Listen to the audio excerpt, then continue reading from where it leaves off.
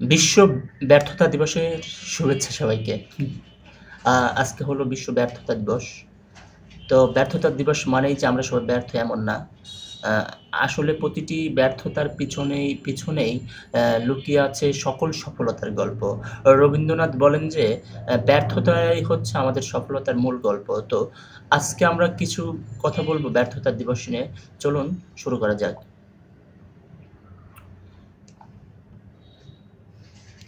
প্রতিদিন আমরা প্রতিদিন সফলতার গল্পই শুনি। মানুষের সফলতার গল্প শুনতে, বলতে ভালোবাসে। কিন্তু কে কি অর্জন করলো, কে কি করলো, কে কতদূর গেল, এই গল্পগুলোই আমরা প্রতিনিয়ত মানুষকে বলে থাকি, শুনে থাকি। কিন্তু যারা ব্যর্থ হলো, অর্থাৎ যারা এগোতে পারলো না, যারা বারবার পড়ে গেল, যারা বারবার পড়ে গিয়ে আবার উঠে দাঁড়াচ্ছে, চেষ্টা করছে, তাদের গল্প আমরা কি শুনি? শুনি না। সেই গল্পগুলোই বলার জন্য একটি দিন, সেটি হল ১৩ অক্টোবর, যা পালিত হয় বিশ্ব ব্যর্থতা দিবস হিসেবে। হ্যাঁ, এটাই সত্য যে দিনটি ২০১০ সালে ফিনল্যান্ডে চালু হয়েছিল ইন্টারন্যাশনাল ডে অফ ফেইলিউর। চলুন কি আছে এই দিনে, এই দিন থেকে আমরা কি শিক্ষা নিতে পারি? এই দিবসের সূচনা হয় ফিনল্যান্ডে ২০১০ সালে। দেশটির কিছু তরুণ উদ্যোক্তা এবং ছাত্রছাত্রীরা মিলে এই দিবসটি চালু করেন। তাদের লক্ষ্য ছিল একটি সহজ কিন্তু বিপ্লব ছড়ানো। তাদের মূল লক্ষ্য ছিল ব্যর্থতার লজ্জা নয়, শেখার সুযোগ। তাদের মতে সমাজে আরও আমরা এত বেশি সফলতার গল্প বলি, এত বেশি সফলতার গল্পে মগ্ন থাকি, যেন ব্যর্থতার ভয়ে মানুষ নতুন কিছু করতেই পারে না বা করতে চায় না বা মুখ ফিরিয়ে নেয়। তাদের উদ্দেশ্য ছিল এই দিবসটিতে মানুষকে ব্যর্থ হতে, ভুল করতে এবং সেখান থেকে নতুন করে জীবিত করে, নতুনভাবে সাহস জুগিয়ে নতুনভাবে পথ চলার। আমরা যদি একটু বাংলাদেশের প্রেক্ষাপটগুলো দেখি এই জায়গা থেকে, আমাদের সমাজে বেশিরভাগই ব্যর্থতার গল্প মানেই লজ্জা। ব্যবসায়, পরীক্ষায় যদি আমরা ফেল করি, সেটাকে আমরা অদক্ষ, অপরিপক্ক হিসেবে দেখে থাকি। কিন্তু বাস্তবতা হলো সবচেয়ে বড় উদ্ভাবন এসেছে এইসব ব্যর্থতা থেকেই। টমাস এডিসন একবার বলেছিলেন, "I have not failed. I just found 10,000 way that won't work." তিনি বলেছেন, "আমি ফেল না, আমি মাত্র ১০,০০০ পথ দেখেছি যা খুঁজেছিলাম, যা আমি সফল হতে পারিনি। কিন্তু আমি আরও পথ খুঁজছি।" অর্থাৎ তার এই ভাষায় তিনি প্রতিটি ভুলকে একটি পদক্ষেপ হিসেবে দেখেছেন। যা করে তিনি সফলতার কাছাকাছি গিয়েছেন। তিনি প্রতিটি পদে ফেল করেছেন, কিন্তু তিনি কিন্তু থেমে যাননি। মনোবিজ্ঞানীরা কি বলছে এই ফেইল বা ব্যর্থতা নিয়ে?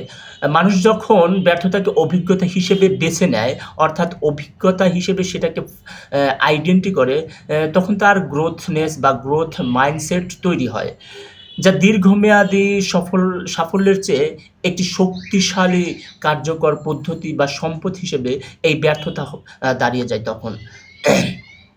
বাংলাদেশের ব্যর্থতার নিয়ে আলোচনা এখন একটি ট্যাবু হয়ে দাঁড়িয়েছে। ছাত্ররা ভয়ের চাপে পড়ার টেবিলে যায়, অর্থাৎ তারা চাকরি পাওয়ার একটি আশায় যে পড়াশোনাটা করে। উদ্যোক্তারা ঝুঁকি নিতে ভয় পান। কিন্তু আমরা যদি ব্যর্থতাকে সামাজিকভাবে গ্রহণ করি, তাহলে তরুণ প্রজন্মের উদ্ভাবনীয়, আমাদের যারা উদ্যোক্তা আছেন তাদের উদ্ভাবনীয় সবথেকে বেশি মুক্ত বাতাসে উঠতে পারবে। তাদের চাওয়া পাওয়া সবথেকে উন্মুক্ত হবে। ব্যর্থতা দিবসের আসল বার্তা হলো try, fail, learn and try again. মানে চেষ্টা করো, ব্যর্থ হও এবং ব্যর্থতা থেকেই শিক্ষা নাও। বারবার আমাদের ট্রাই করতে হবে। আমরা একবার ফেল করলাম তার মানে যে শেষ এখানেই না, আমাদের ট্রাই করতে হবে।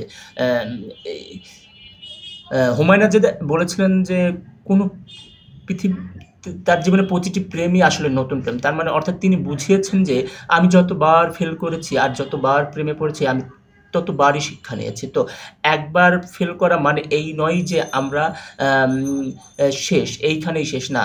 আমাদের এইখানে ট্রাই, ফেল, লার্ন এবং ট্রাই এগেন, মানে আমাদের ফেল করেছি, আবার শিখব, আবার শুরু করব, এইরকমই। ব্যর্থতা কোনো গল্প নয়, গল্পের সমাপ্তি নয়, হ্যাঁ? বরং সেটি হলো পরিবর্তনের প্রথম সূচনা। মানে ব্যর্থতা আমাদের গল্পের শেষ নয়।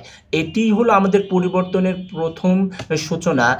যেন যে মানুষ ব্যর্থ হতে ভয় পায় না, যে মানুষ ব্যর্থ হতে ভয় পায় না, তিনিই একদিন পরিবর্তনের গল্প লিখতে জানেন। তিনিই একদিন সাকসেসফুলের গল্প লিখতে জানেন। তাই আজ ব্যর্থতা দিবসে চলুন ব্যর্থতাকে উদযাপন করি। কারণ এটাই সফলতার প্রথম চাবিকাঠি। ব্যর্থতার পথ দিয়েই এসেছে পৃথিবীর সকল সফলতা। সো আমরা যারা ব্যর্থতাকে ভয় পাচ্ছি, আমরা ব্যর্থতাকে ভয় পাবো না। কারণ ব্যর্থতাই পৃথিবীর প্রথম সফলতার চাবিকাঠি। সবাইকে ধন্যবাদ। ভিডিওটি দেখেছেন যারা, তারা একটি সাবস্ক্রাইব করবেন। সবাইকে ধন্যবাদ।